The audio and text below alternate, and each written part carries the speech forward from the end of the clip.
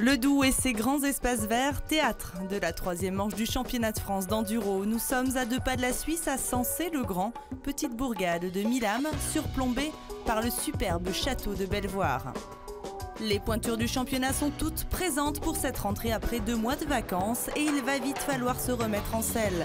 L'organisateur a prévu du difficile, une boucle de 75 km à parcourir chaque jour, 3 spéciales très différentes dont une extrême qui fait déjà réfléchir les pilotes.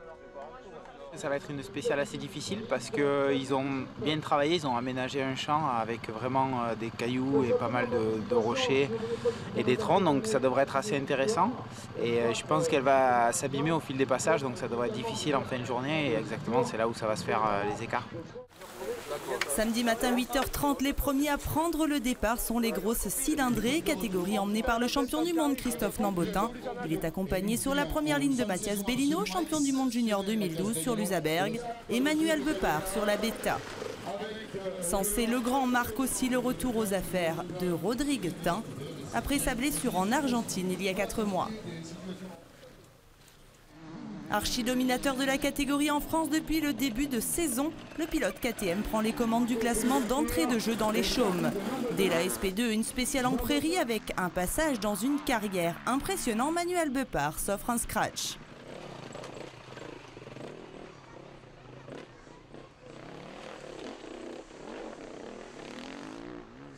Mathias Bellino n'est quant à lui pas en reste. Distancé par le pilote KTM, il maintient sa 2e position tout au long de la journée avec une grosse bagarre face à Manuel Bepard. Il faut attendre l'avant-dernière spéciale pour véritablement voir une hiérarchie se définir entre les 2 hommes. C'est finalement Bellino qui a gain de cause, il finit 2, Albepard est 3. Nambot, quant à lui, n'a commis aucune erreur et rentre au parc pour la mécanique en vainqueur de cette première journée. Une habitude depuis le début de saison, mais qui ne se refuse pas, surtout après les vacances. La reprise a été un peu dure physiquement sur la fin de journée, là, pas forcément physique pure, mais lassitude un petit peu. C'est vrai qu'ils ont été présents derrière moi toute la journée. Et à partir du 3e tour, ils ont un petit peu lâché, Manu a chuté et du coup ça m'a permis d'avoir un peu d'avance et de pouvoir finir sur une bonne note. 2e catégorie à partir, les plaques noires des élites 1 avec le quadruple champion du monde Antoine Méo. À ses côtés au départ, Jérémy Joly sur la Honda et Marc Bourgeois sur la Yam. Et 1 minute derrière eux, on retrouve le pilote Cherco Anthony Boissière qui va vite nous montrer qu'il n'est pas venu acheter du terrain dans le Doubs. Dès les premiers tours de roue sur la SP1 dans les chaumes, c'est le pilote Yamaha qui prend les rênes de la catégorie E1. Boissière pointe au 2e rang. Jérémy Joly est 3e. Quant à Méo, toujours aussi peu matinal, il est que 4e. À mi-journée, Anthony Boissière est en tête avec une mince avance sur le pilote KTM qui cravache pour revenir. Jérémy Joly est 3e à 6 secondes du leader. Marc Bourgeois est 4e après une lourde chute dans la SP3. Après 4 scratchs consécutifs, Antoine Méo met la machine à gagner en marche et anéantit les espoirs de Boissière de battre le maître. Malgré une hargne déconcertante, il termine cette journée à une 2e place, à 15 secondes de Méo. D'habitude, les premiers tours, je ne suis pas trop à mon aise. Et là, ça s'est bien passé puisqu'à la fin du premier tour, j'étais en tête, donc c'était pas mal. Après, je savais qu'Antoine allait aussi de rythme. C'est vrai que je suis pas trop du matin, donc en général, j'attends un petit peu et je sais qu'en fin de course, j'arrive à faire la différence, donc j'en profite. Et il en profite largement au grand désespoir de ses adversaires. Marc Bourgeois complète le podium après une belle fin de journée. Dernière catégorie élite à prendre le départ, les mid-size aux plaques rouges, les E2. Sur la première ligne, le champion du monde en titre Pela René au guidon de l'Usaberg. À ses côtés, Julien Gauthier sur la Cherco Motopulsion et Antoine Basset de l'équipe de France Armée de Terre. Le suspense est presque tué dès les premières spéciales alors que Gauthier laisse filer 16 secondes à Pela. 16 secondes qu'il ne récupérera jamais malgré un scratch dès la SP2. Pela, de son côté, s'est contenté de gérer sa journée. Aucune erreur, aucune perte de temps pour le pilote Usaberg. Il s'impose sans difficulté avec 50 secondes d'avance sur son dauphin, Julien Gauthier.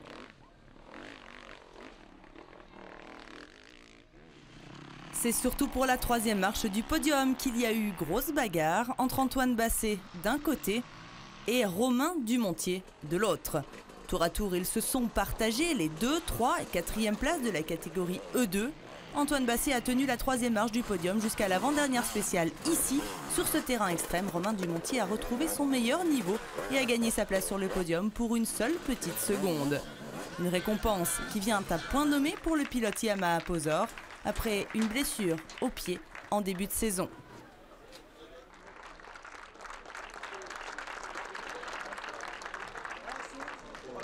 Côté constructeur, c'est Usaberg qui remporte cette première journée.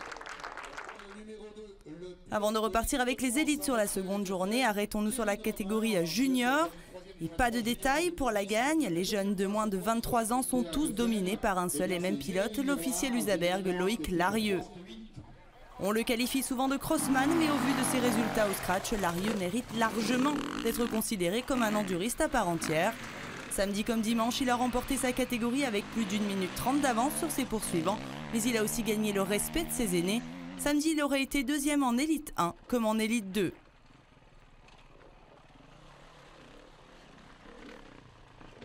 En début d'année, je ne savais pas du tout comment ça allait se passer parce que c'est ma première année en enduro. Donc je pense qu'il faut savoir commencer par là où on doit rouler au début, quoi. Donc j'ai moins de 24 ans, donc c'est junior. Après, voilà, maintenant depuis quelques courses, c'est vrai que ça va pas mal, donc on s'intéresse aussi au niveau du classement scratch. Habitués au podium, les jeunes de l'équipe de France Armée de Terre ont été bousculés par un petit nouveau. Petit protégé de Fred Bollet, entraîné et conseillé aux petits oignons, Théo Bazerque a fait 3e samedi et dimanche. Il a donné du fil à retordre à ses adversaires. Et attention, il a déjà prévu de s'aligner sur la manche du mondial à Saint-Flour après un mois seulement de pratique de l'enduro. Retour chez les élites 3 pour la 2e journée avec les Bellino, Nambotin et Albepar, les 3 premiers pilotes à partir. En E3, même si personne n'ose contredire la suprématie de Nambot, il faut bien admettre qu'à la régulière sur cette seconde journée, le pilote Usaberg Mathias Bellino a prouvé qu'il était sur une très bonne dynamique. Seul concurrent à tenir bon face à Nambotin, qui imprime toujours un rythme indécent. Et jamais trop distancé, Bellino a réussi à lui prendre un scratch sur la journée sur la fameuse spéciale extrême. Il termine avec 12 secondes de retard sur le champion du monde. Je suis simplement revenu à mon niveau, on va dire. J'ai une année assez compliquée entre mon poignet cet hiver, qui m'a fait rater le début de saison mondiale. Je me suis aussi coupé un doigt à la reprise. Et puis là, cet été, j'étais arrêté encore tout l'été. Du coup, j'ai roulé une semaine avant de venir ici. Je manquais un peu de roulage hier, c'était pas très bien.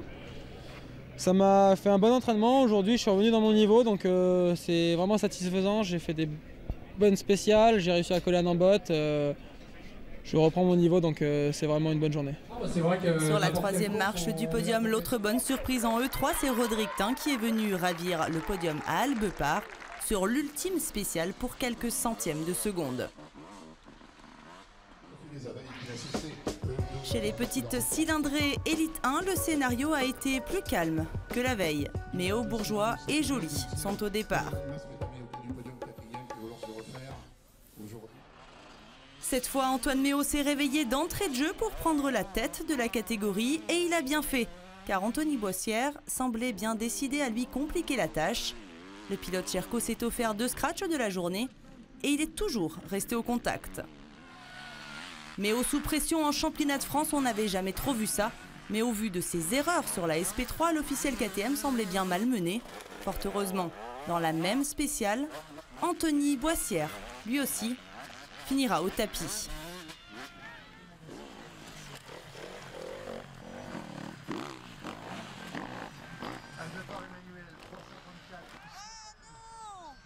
Boissière s'incline finalement face au quadruple champion du monde pour 40 secondes. Au deuxième tour, dans l'extrême, je voulais faire un bon temps au départ et j'ai fait beaucoup d'erreurs dans la première partie, donc ça m'a un peu énervé. Et à la fin, j'ai fait un peu n'importe quoi, donc je ne suis pas tombé, j'ai eu de la chance. Mais sinon, non, Toto a bien progressé, il se rapproche de plus en plus, donc ce qui est vraiment bien. Et c'était une super course, donc un très bon entraînement pour le mondial le week-end prochain. Et voilà. C'est le même podium que la veille avec Marc Bourgeois sur la 3e marche. Régulier tout au long de la journée, il n'a toutefois pas pu se battre avec les 2 phénomènes de devant.